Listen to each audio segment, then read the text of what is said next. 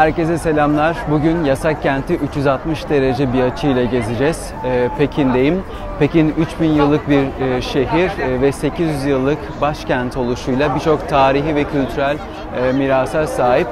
Yasak Kent'te bunlardan biri ve hatta gözbebeği, kentin gözbebeği. Şu an Tiananmen Meydanı'ndayım ve içeri doğru giriş yapacağım. Hep beraber burayı 360 derece bir açıyla gezeceğiz. İyi seyirler.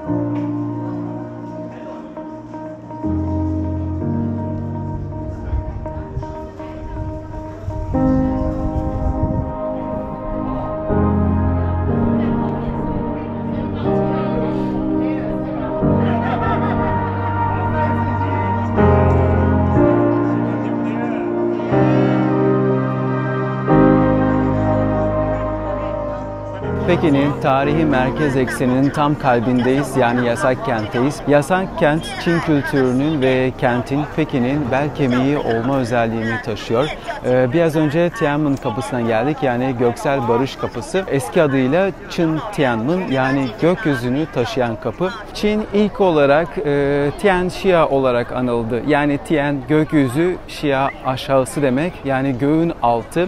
Göğün oğlu unvanını taşıyan imparator, Çin İmparatoru hem ruhani hem de dünyevi bir güce sahipti. İşte burası Yasak Kent. Burası da şehrin tam merkezinde, Pekin'in tam merkezinde olarak hem maddi hem manevi bir merkezdi. Dikkatinizi çekmiştir.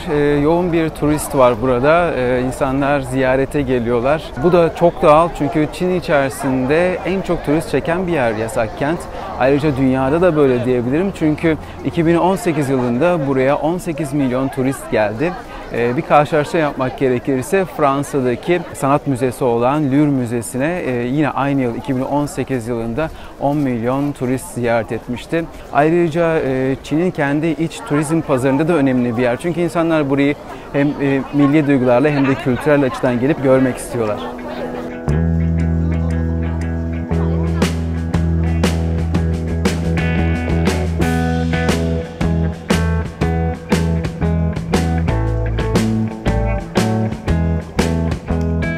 Şu an Yasak Kent'in güney giriş kapısının önündeyim. Burası Meridyen Kapısı ve bu kapı güneye bakıyor. Sarayın da en büyük kapısı. Neden güneye bakıyor? Çünkü Kuzey Çin'de yapıların güneye bakması gücü temsil ediyor. Çünkü konum itibariyle bu yapılar güneş ışıklarını daha fazla alıyor ve daha fazla ısı tuttuğu için bu gücün temsilcisi olarak görülüyordu. Dikkat ederseniz solumda ve sağımda iki kule öne doğru çıkmış durumda ve geleni sanki karşılıyor veya kucaklıyormuş gibi bir his veriyor. Arkamda bulunan 3 tane kapıdan, ortadaki yani merkez kapıdan sadece Çin İmparatoru geçebilirdi. Diğer yandaki kemerlerden de devlet memurları geçebilirdi. Tabii merkez kapıdan geçebilen başka birileri de var, istisnalar var. Kimler? İmparatorla evlenen imparatoriçe düğün günü buradan sadece bir kez, hayatında bir kez geçebilirdi. Bir de imparatorluk devlet sınavlarında İlk 3'e giren alimler de yine merkez kapıdan geçme hakkına sahiplerdi.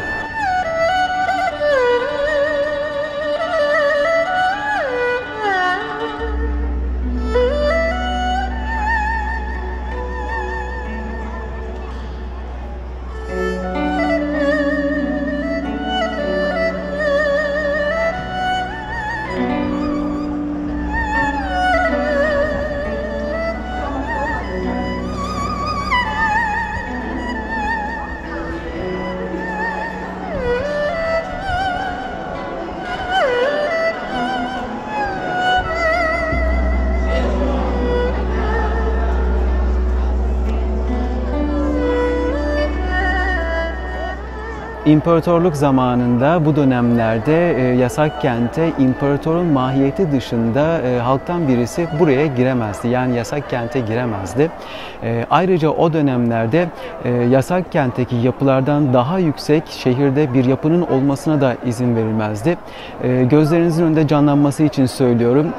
Arkamda da görmüş olduğunuz gibi bu sarı çatıların gökyüzüne doğru kıvrıldığı büyük bir kompleksi düşünün. Sanki şehre koruyucu bir kartalmış gibi bir izlenim veriyor. Ve tabii ki bu da insanları, halkı da etkiliyordu. Burası Pekin'in tarihi merkez eksenindeydi. Çünkü burada devlet, yani imparatorluk sınavlarını geçen devlet adamları, alimler, hatta tüccarlar, o dönemki imparatorun ileri gelenleri, hem zeka açısından hem bilgi açısından ileri gelenleri burada toplanırdı. Burası onlar için bir merkezdi.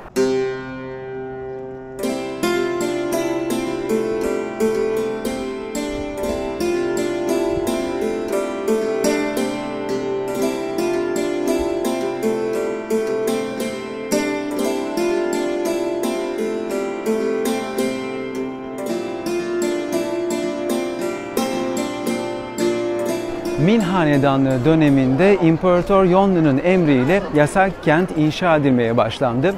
Yasak kentin inşasında 10.000'den fazla işçi, 6.000 asker görev aldı, çalıştı ve buradaki gördüğünüz bu mermerleri Pekin'in güneybatısından getirdiler.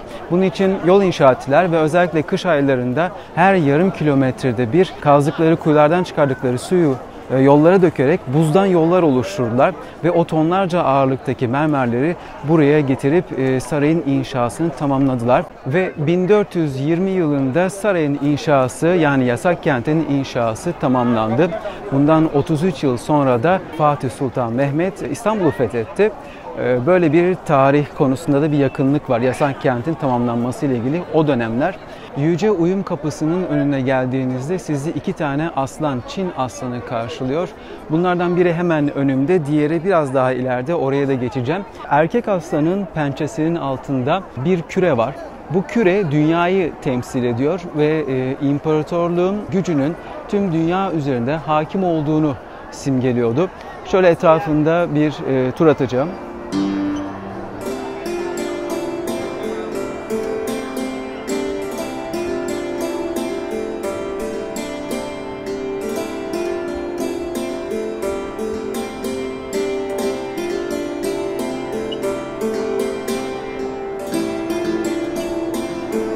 Bugün hala günümüzde Çin aslanlarını önemli binaların kapılarının önünde görebilirsiniz. Tabii bu kadar büyük olanlar da var, daha ufakları da var, minyatür olanları da var. Ama yine aslanların duruşları aynı şekilde. Ve şimdi dişi aslanın önüne geldim. Burada dişi aslanın pençesinin altında da bir yavru aslan var. Bu da imparatorun verimliliğini, imparatorun bereketliliğini simgeliyor.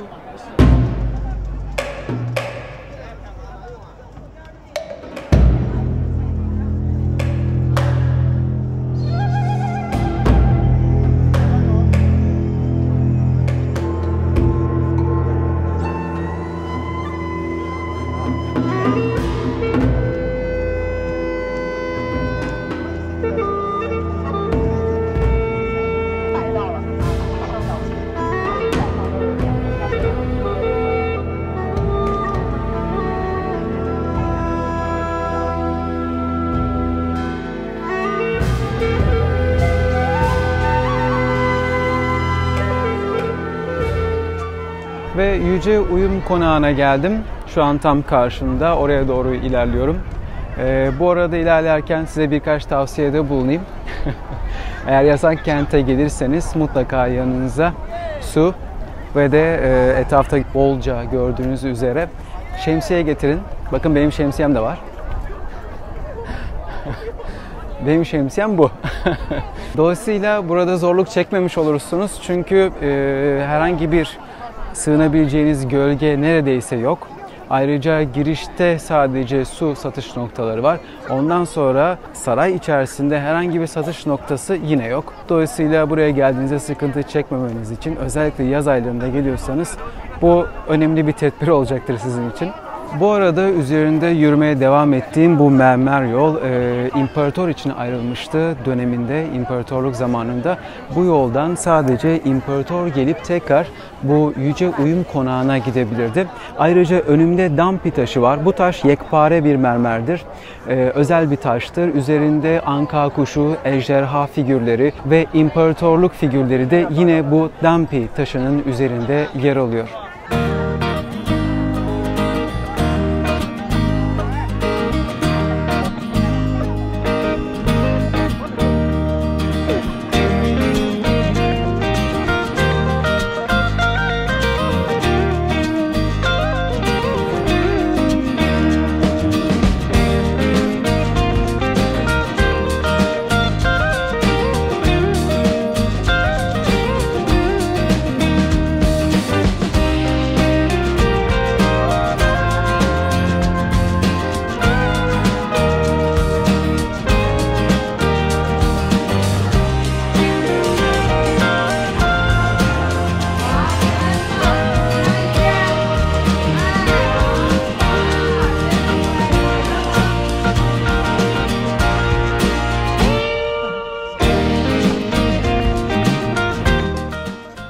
Yasak kent neden mahrem kılındı? Neden buraya imparatorun tabiatı yani mahiyetindekilerin dışında girmesi yasaklandı? Göğün oğlu yani imparator burada yüksek duvarların ardında gizlenmeyi tercih etti ve kendisini semboller aracılığıyla da halkına yansıttı. Bu onun gücünü bu şekilde göstermesinin tercihiydi ama bu tercih zamanla sarayın da inşasının ardından burada kullanılan figürler, burada kullanılan mimari düzen halkın da alışkanlığı haline geldi. Bu mahremiyet algısı bugün hala da günümüz içinde yaygınca sosyal kamu alanlarında görebilirsiniz. Neleri kastediyorum? Örneğin kafelerde, restoranlarda hala da paravanlar kullanılır. Mahrem alanlar oluşturulur. Evlerin girişlerinde, özellikle bahçe, avlu girişlerinde sizi ilk önce güzel süslemeli bir duvar karşılar. Direkt içeriği göremezsiniz. Her ne kadar kapı olmasa da o duvarın etrafından dolaşmak durumundasınızdır. İşte bunun gibi halkın günlük yaşamına da sirayet etti.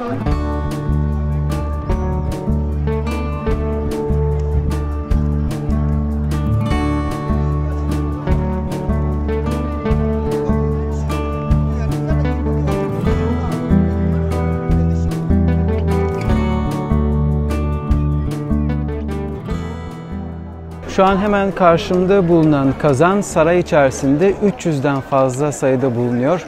Kimisi pirinç, kimisi bakırdan imal edilmiş. Bu kazanlar saraydaki olası yangınlar için bulunuyordu. İçerisinde her zaman su hazır bulunuyordu ve bir yangın olduğunda da buradaki sulardan hemen yangına müdahale ediyorlardı. Kışınsa bu suların buz tutmaması için üzerlerine ben yorgan diyeyim sizlere, çok kalın kumaşlar, yorganı andıran çok kalın kumaşlar serilirdi ve suyun içerisine donması engellenirdi. Bu şekilde kışında da herhangi bir yangın söz konusu olduğunda buradaki suyu oradaki görevliler kullanabiliyordu.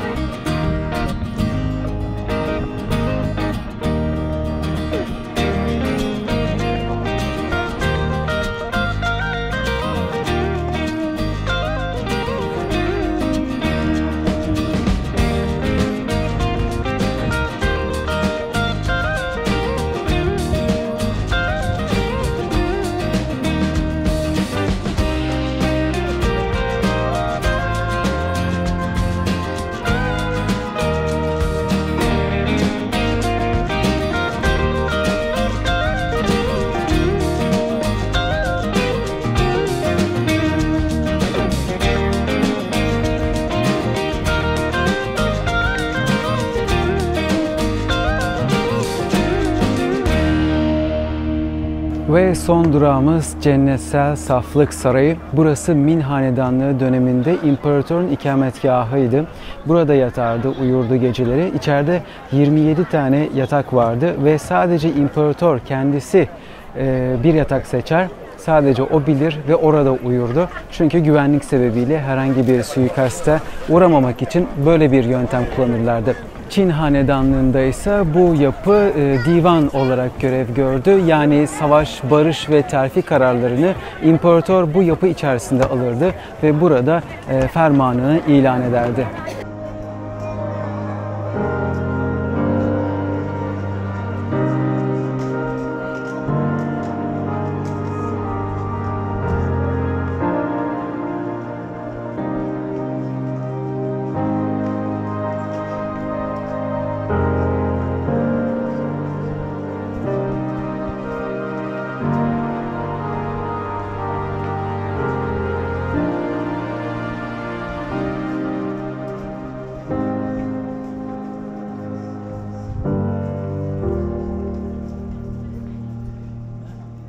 Çin tarihinin son 24 imparatoru, onların cariyeleri, oğulları, çocukları ve diğer aile fertleri bu sarayda yani yasak kentte kimisi mutlu bir hayat sürdü, kimisi hüzünlü bir hayat sürdü.